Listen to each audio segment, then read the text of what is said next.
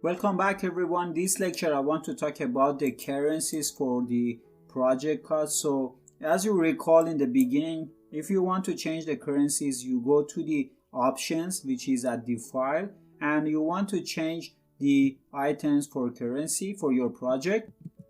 You click on display as you see in the option, and the currency option for this specific project is shown here. So if you have one project which is in Europe and you want to call it euro, or for example something else or whatever simple you want to use, you can put it here.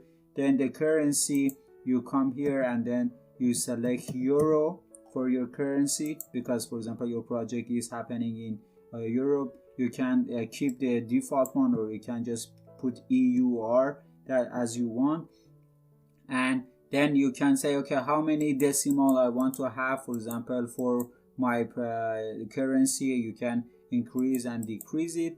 And the placement, if you put it here, you can say, okay, just put it to the left of the number. So if it is 1000 euro, it's gonna be euro and then the 1000. That's the way you can change the currency for your project. And there are a bunch of other options that are available for you to choose from, depending on where you are working